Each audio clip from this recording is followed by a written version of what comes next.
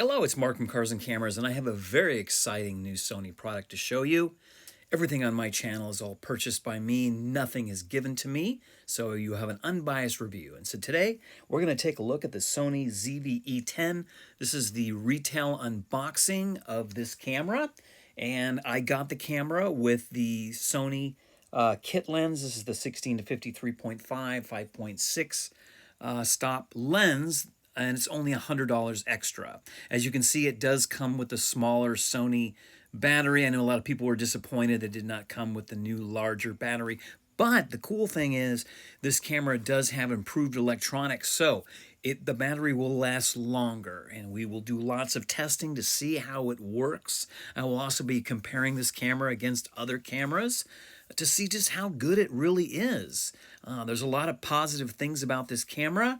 I do like it. So what this camera is, it's kind of a video-centric camera, whereas the other Sony APS-C cameras that have been on the market are kind of split between shooting video and a stills camera.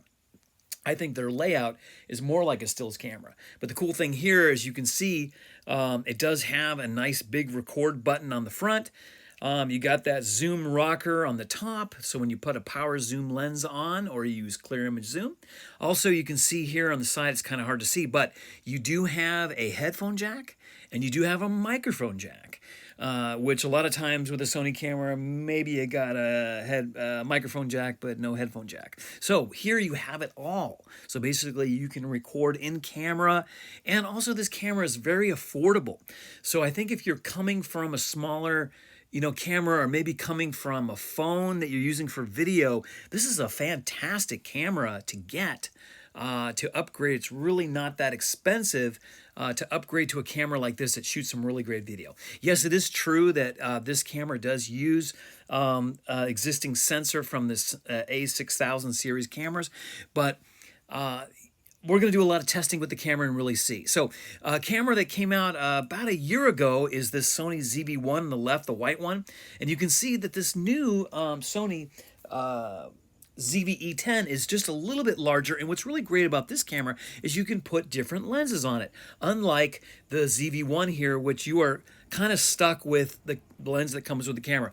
I do like how the camera feels in the hand. It feels very high quality. It doesn't feel cheap at all. I know some people said the camera, the pre-production samples felt kind of cheap, but this production version feels really nice. In fact, it's very similar to the Sony ZV-1.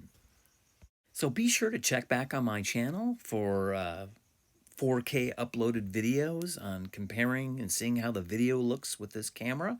Also comparing it to the ZV-1 and comparing it to other Sony cameras. So guys, be sure to like, share, and subscribe, and tune in soon. Thank you.